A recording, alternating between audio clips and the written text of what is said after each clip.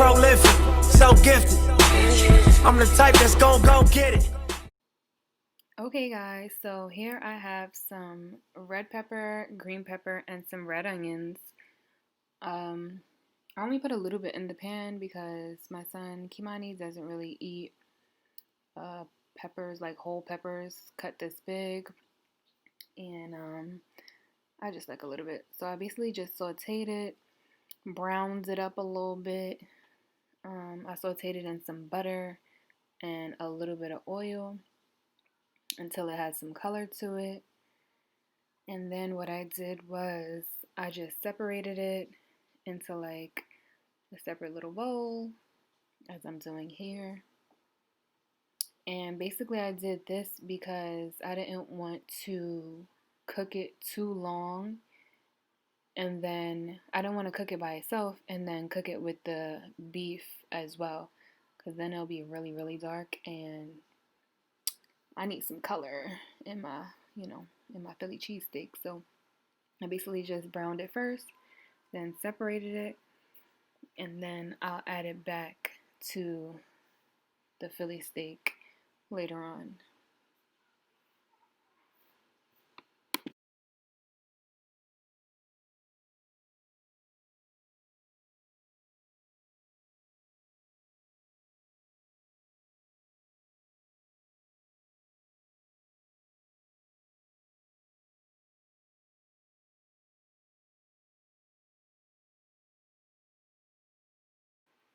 So now to the steak. This is the shaved steak that I found. I know a lot of people use like frozen steakums, but this actually turned out really good. Don't forget to wash your meats, guys. I washed mine off camera. I let it soak a little bit. We used a little bit of accent. Be careful with accent because accent is sodium based, so it can make your food very salty very quick. A little onion powder, and also when seasoning, we want to make sure that when we're seasoning like thin meat, we don't overdo it with the seasoning because the pieces are very thin. Garlic powder, so make sure you just watch how you're seasoning when you season thinly cut meats. A little pepper.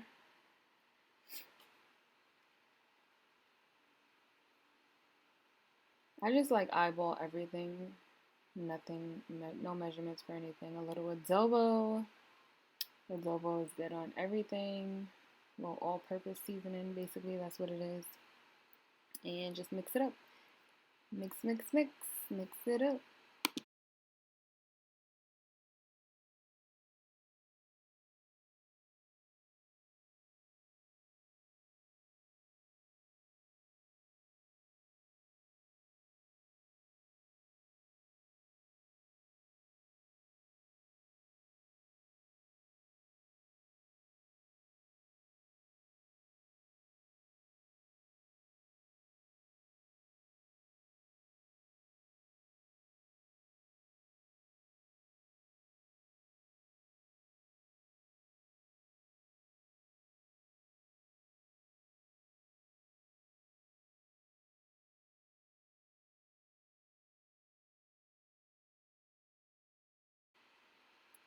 So I decided to add a little more butter because I noticed my liquid and all my juices was starting to evaporate.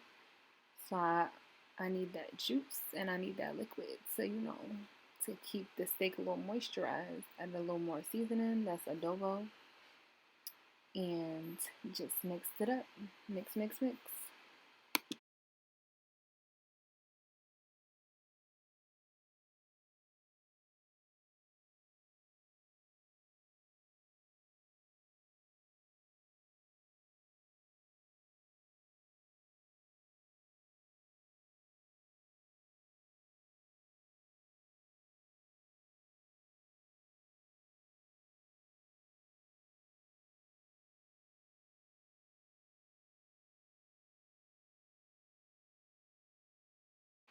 So as it started getting brown, I realized that I forgot my sazon.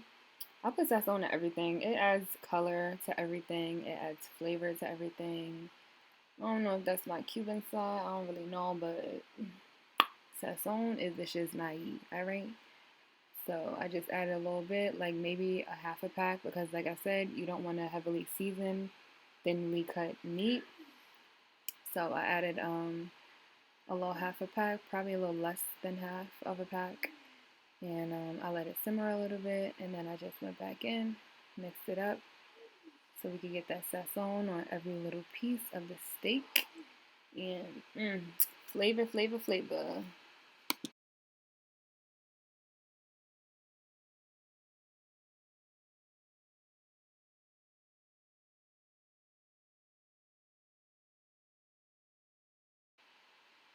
Then I made some space for my peppers.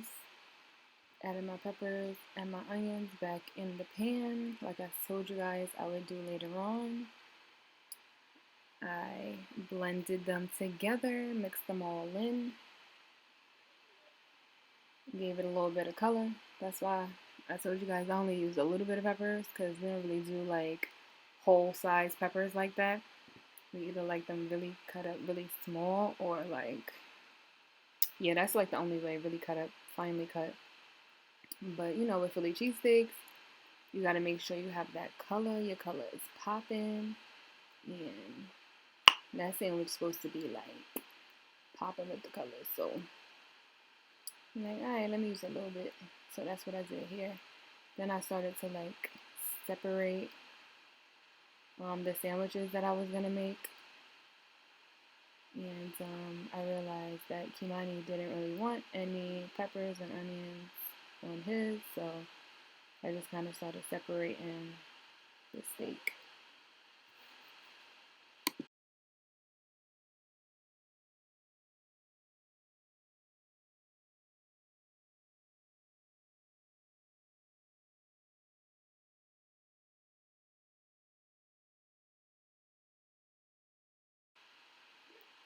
So now it's time for that cheese, and basically here I just got some sliced mozzarella cheese, and I turn the stove down so it could just simmer a little bit so that it can melt properly on each side for each portion. And basically I just put cheese on everything.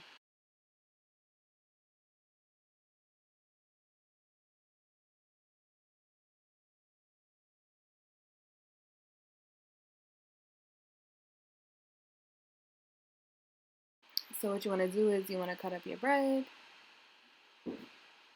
Um, you want to slice it.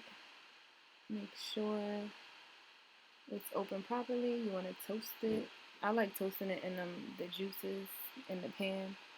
So I just turned the oven back on, toasted it one by one with the Philly cheesesteak on the side, and it came out pretty good.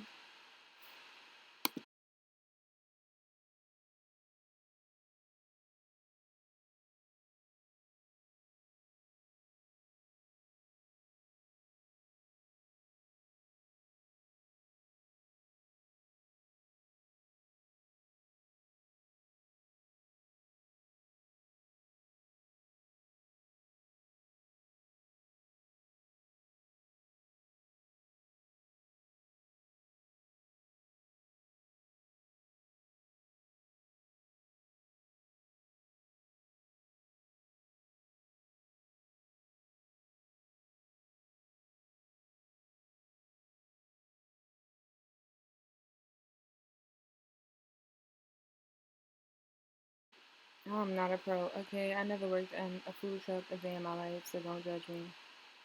This was supposed to go on the hoagie clean, smooth, and yeah, it didn't work out that way. So, but basically what I'm doing is I'm just toasting both parts of the bread now. Since I toasted the front part, now I'm toasting the back part. Taking my time, putting that on there. Yeah, it look alright. I can't close it, but it look alright. And then basically what I'm gonna do is I'm gonna add some more cheese on top. Cause you know, Philly cheesesteaks be cheesy. Cheesy, cheesy, real cheesy. Yep, there you go. Yep, there you go, there you go.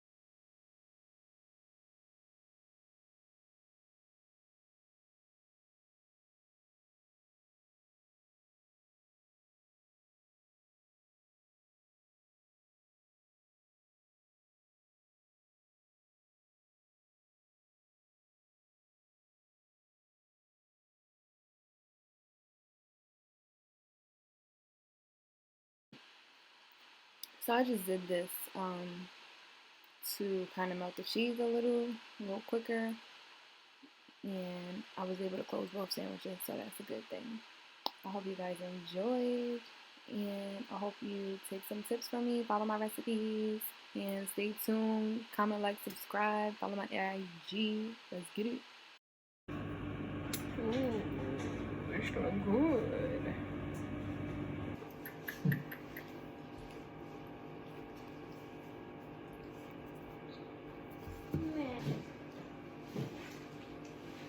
Wearing socks, you can't back up.